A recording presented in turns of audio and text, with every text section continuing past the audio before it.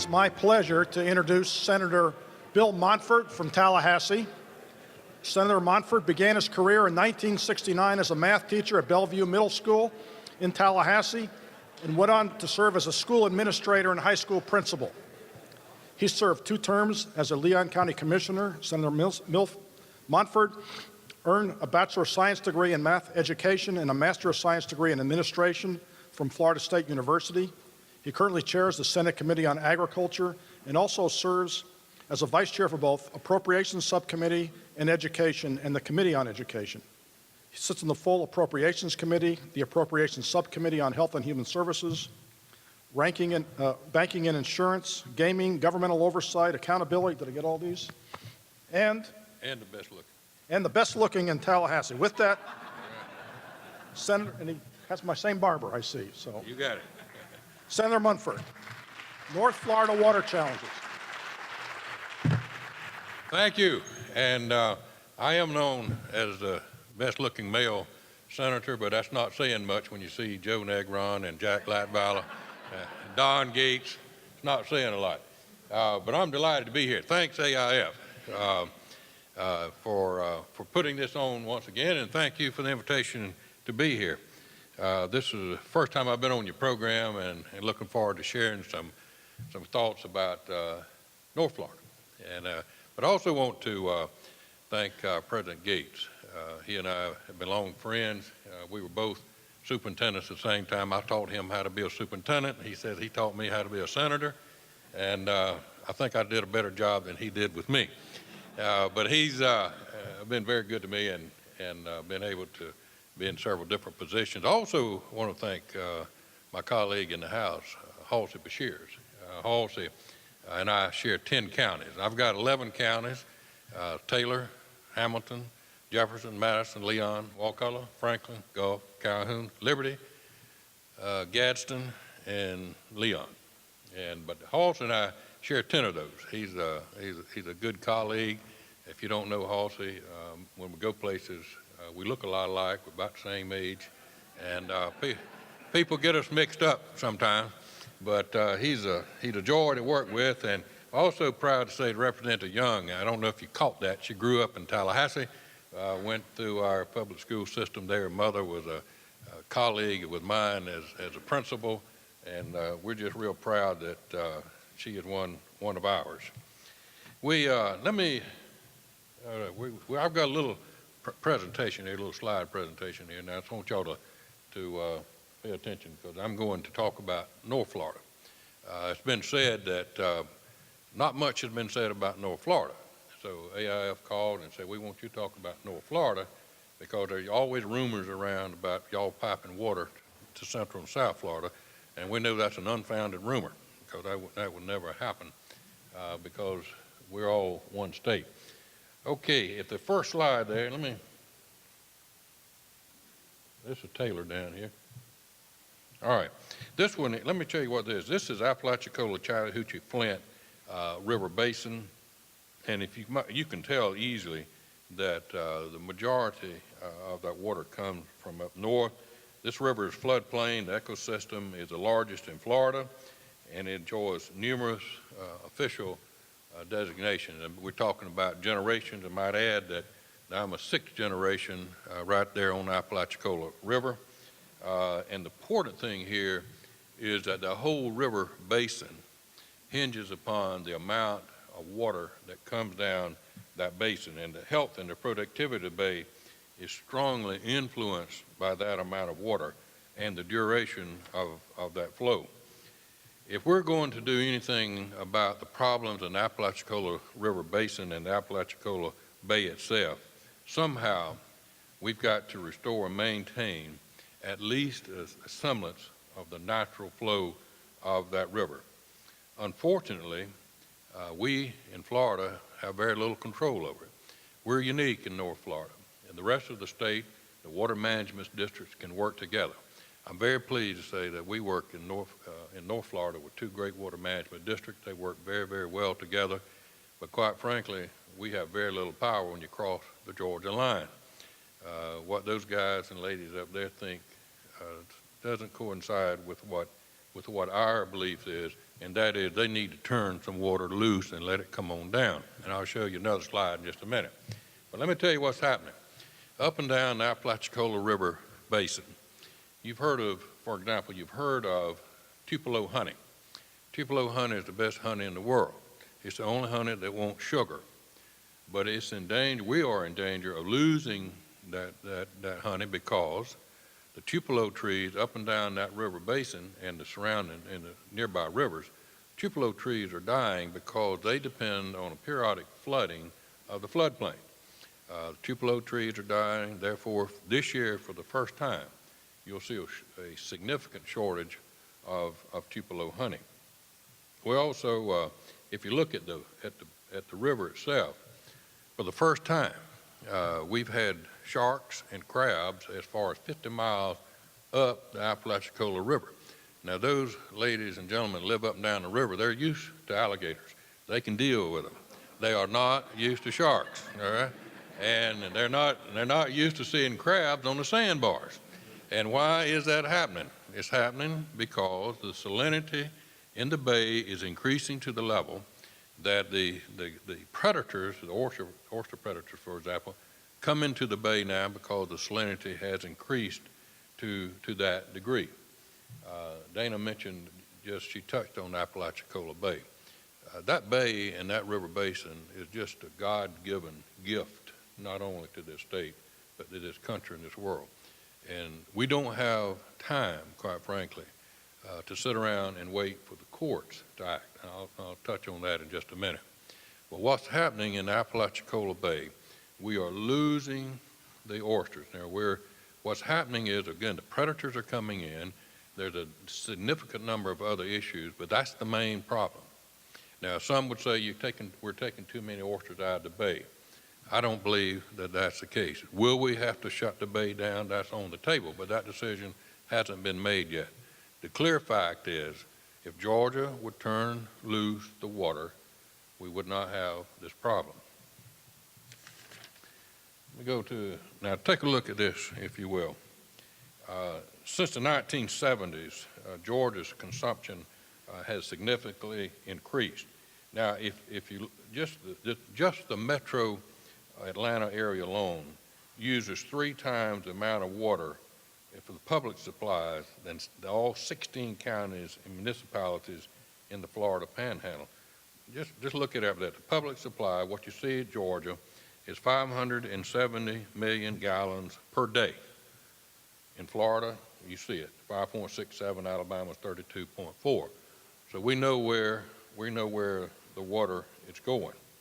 But it's not just in the city of Atlanta. I want you to remember this, especially those of you in Central and South Florida who may not be as familiar with it as we are.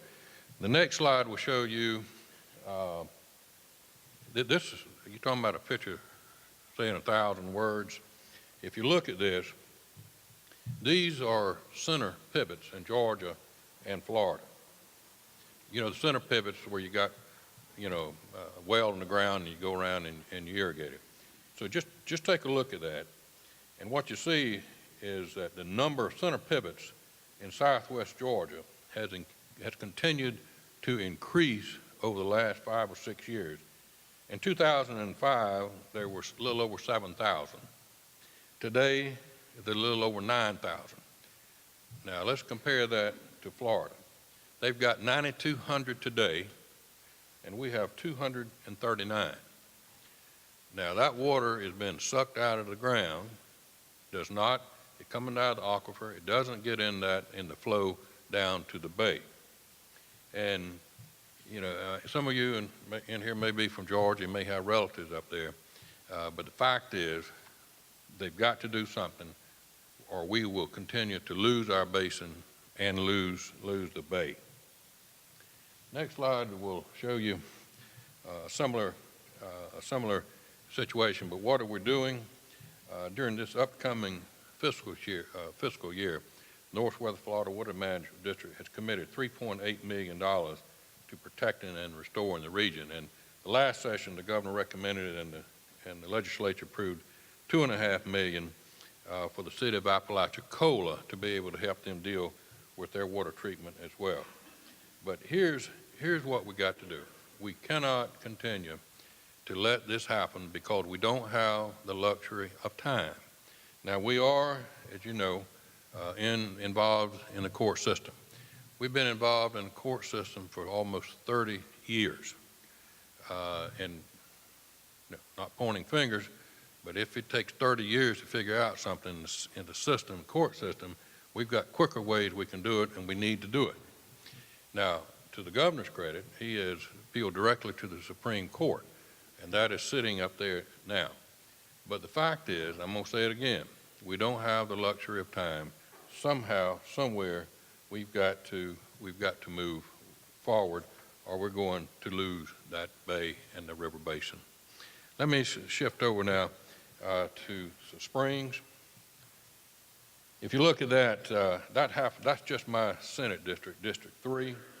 There's 197 springs throughout my Senate district. And again, my Senate district, we have Northwest Florida Water Management District, as well as the Swanee River Water Management District. Next slide will show you that of all of North Florida there. And basically, if you look at it, about 90% of the springs in Florida are north of I-4. 90% of the springs in Florida are north of I-4. Now, where I come from, that means we should get 90% of the funding to help deal with it, okay? And I was so glad when Senator Negron this morning, you mentioned, he said he got all this money and now we need to look at other parts of the state. That's music to my ears. And, he was chair of the Appropriations Committee and I was on that. It's really good to hear him say, I'm going to remind him because we got this on tape. Now it's time to look at the rest of the state. 90% of the springs, 90% of the money. That may not happen, but we do need to recognize that we have some serious problems with our springs in North Florida as well. Let me focus now on a couple of springs. I want to show you the difference there. First is Wakulla Springs. If you haven't been to Wakulla Springs, next time you're up in Tallahassee, you need to go by. You need to go by and see Wakulla Springs. It's getting better. Next slide will show you one more time. We're having to deal with our good friends in Georgia. If you look at the watershed of the Wakulla Springs, you'll see it reaches up into Georgia.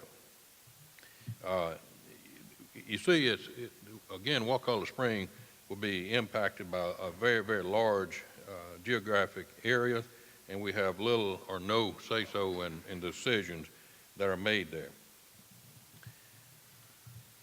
Next slide.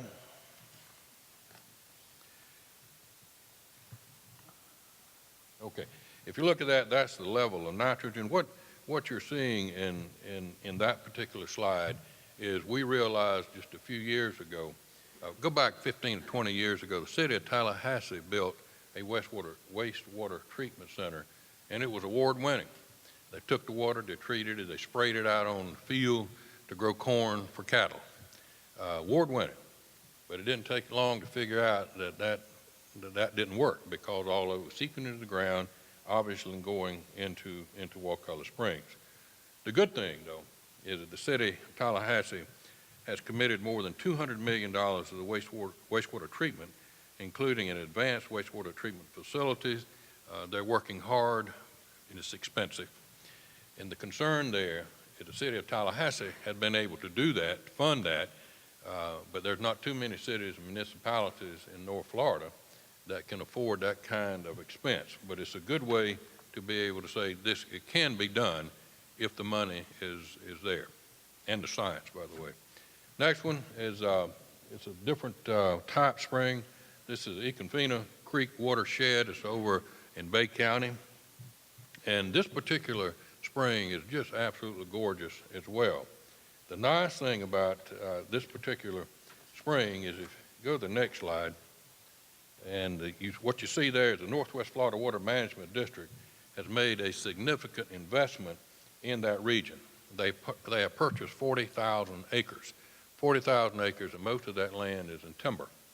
And so what you have there is a watershed that is much, much better, the watershed itself, than many of the springs in Florida. But again, this is really a comparison of two springs, both beautiful springs, but one has an advantage over the other one, but it's because we have taken some rather significant action. Now, the next slide will show you some of the uses there. It's rangeland, including shrub, brushland, dry prairie, agriculture, golf courses, and so on. So it can be done if we combine good science with funding. If you go to the next one, see the majority of the discharge from this Icofina Creek and the springs has come from the Florida aquifer, but it should be noted that this is the beginning of the water that is used in Bay County for all the beach area and all. The water flows right down. But I want to emphasize again, it's a good example of science and funding being able to put together and at least make some headway into addressing these issues. Let me stop there. Let me talk about the Springs bill just for a moment.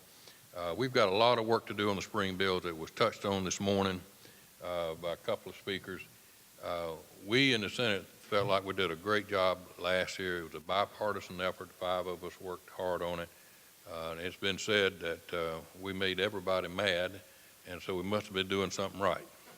But we're committed, my colleagues and I are committed to taking more input, sitting down, and let's really working on how we can really put it together. We can do it. But as Dana Young said it this morning, it's got to be a very comprehensive statewide effort. We've got to do that. We can't do it piecemeal. We've got to look at it comprehensively, and we've got to be realistic in how much we can afford, but we also have to look at how much time we have left. There is a sense of urgency in the Senate. I believe there's a sense of urgency in the House as well, that we've got to address this. With the 2 leaders coming in, the Senate and the House this year, I am very, very optimistic that this will be a top priority, and it will be one that we will tackle on a statewide basis in a very reasonable, practical manner. But we know, I believe, that the leadership in Florida clearly understands the dilemma we're in and the need to move quickly.